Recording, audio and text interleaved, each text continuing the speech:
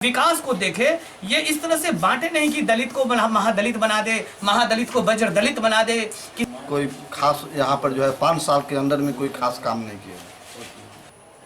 नव है तो जव नहीं, और जहां जव की आवश्यकता है वहां नव नहीं। कम से कम 80% लोग विधायक को शायद अपने क्षेत्र में देखे नहीं हो। जब जीत जाते हैं तो दर्शन भी नहीं देते हैं, और दर्शन देने के बाद जब आते हैं तो जो उनका जो मेन आदमी रहता है उनका चमचा सब।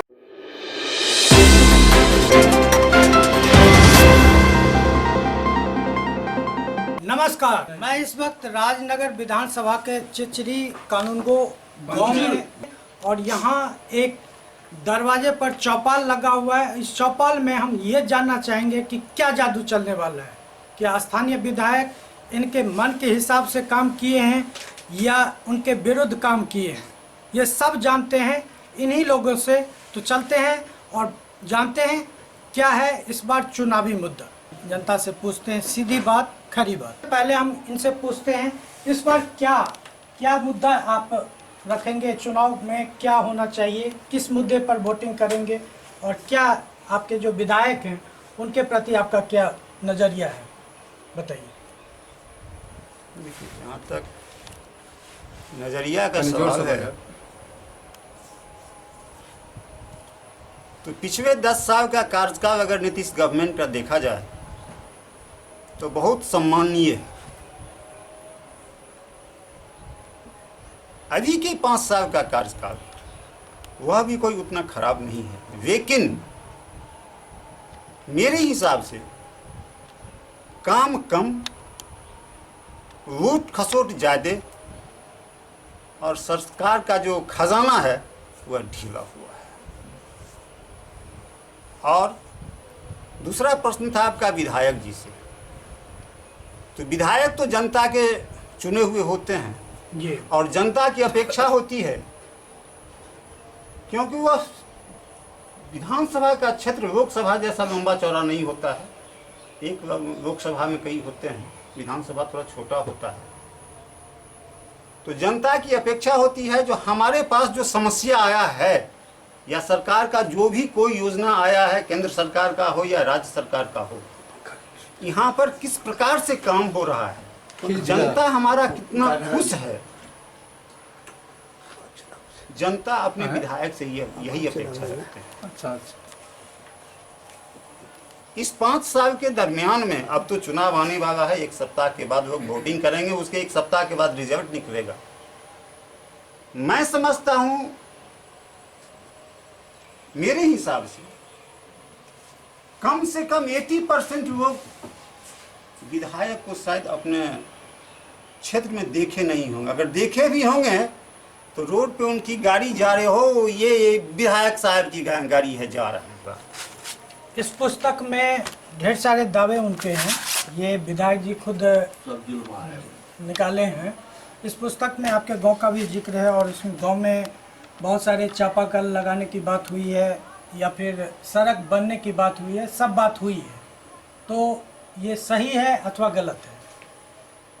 देखिए, अभी लोगों के सामने एक योजना है नवजल का, जो कि केंद्र सरकार का है जी जी, और जो कि केंद्र ने दिया, राज्य सरकार ने उसको क्रियान्वित किया। जी जी। नव है तो जव नहीं, और जहां जव की आवश्यकता है वहां नव नहीं। कुल मिलाकर इनका कहना है कि नल तो है लेकिन जल गायब है, सड़क बनी नहीं है। आइए मिलते हैं दूसरे से बात करते हैं, क्या है चुनावी मुद्दा, क्या रहेगा इस बार आपसे? चुनावी मुद्दा विकास रहेगा। विकास रहेगा। विधायक जी 5 साल में विकास का काम किए हैं आपके क्षेत्र में?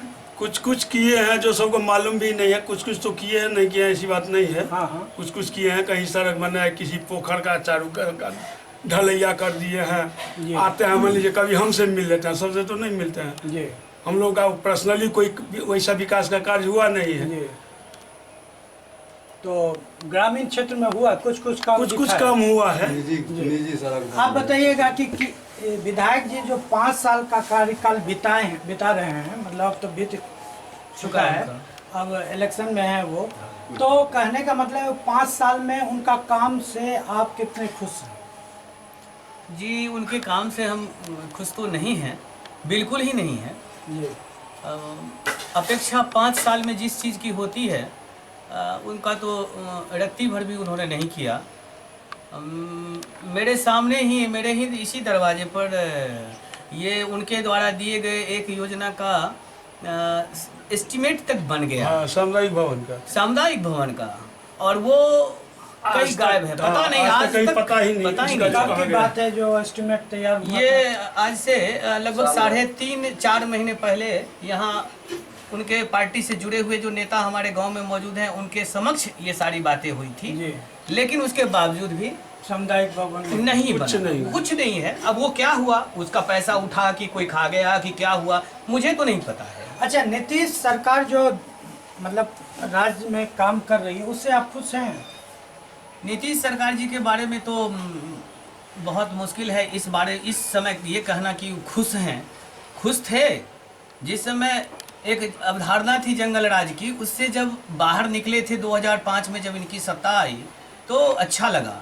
स्कूल बनी, टीचर आए, विद्यार्थी की उपस्थिति हुई, हॉस्पिटल भी बना, डॉक्टर भी आए, पेशेंट जाने लगा, दवा भी आई, रोड बनी, जो रोड सपना जैसा था बिहार में रोड का होना, वो रोड बनी। लेकिन उसके बाद तो स्थिति ऐसी बन गई इन 5 सालों में कि नीतीश जी ने एकदम बिल्कुल निष्क्रिय तरह, जैसे लगता है ना कि कंबल ओढ़ के सो जाना, सो गए और कोई काम नहीं हुआ। रोड चली गई रसातल में। नल जल योजना की बात जैसे उन्होंने अभी कही है, मैं पूर्णतः सहमत हूँ कि नल में जल नहीं है और रोड तहस नहस हो गया। रोड वाले को रोड नहीं मिला, जल वाले को जल नहीं मिला। कौन सी योजना लेके ये आ गए, कुछ समझ में नहीं आ रहा है। और नीतीश जी के बारे में जहाँ तक आगे की बात है तो मैं तो कह सकता हूं कि इस बार तो उनकी राह बहुत ही कठिन है, क्योंकि उन्होंने अपने कमाए हुए पूंजी को बिल्कुल ही गवा दिया है। विकल्प के अभाव जरूर है, विकल्प का अभाव है। मेरे इधर बिहार में ही कहें कि विकल्प का अभाव है कि मैं किसे दूं। इस बारे में तो वोटर बता पाएंगे कि किसको दूं, लेकिन जहां तक मेरा अपना व्यक्तिगत विचार है तो मैं व्यक्तिगत विचार में आज तक जिनके भी सुपुत्र जो आजकल पार्टी को आगे बढ़ाते हैं, लालू जी के तेजस्वी हैं, सोनिया जी के राहुल हैं, और भी बहुत सारे हैं, रामविलास जी के चिराग हैं, तो मैंने चिराग जी का जो अभी तक सुना है, जितना वक्तव्य उनका सुना है, ये बात सही है कि छोटी पार्टी के वो एक हैं, लेकिन मुझे उनका वक्तव्य अच्छा लगता है। हाँ, ये अलग बात है कि वो आएंगे या नहीं आएंगे, उनकी भूमिका क्या होगी, लेकिन मैं चाहता हूँ कि ऐसा व्यक्ति बने जो विकास की तरफ देखे। जैसे मेरे बगल वाले ने इन्होंने कहा है, विकास को देखे। ये इस तरह से बांटे नहीं कि दलित को महादलित बना दे, महादलित को वज्र दलित बना दे, किसी को और कुछ बना दे।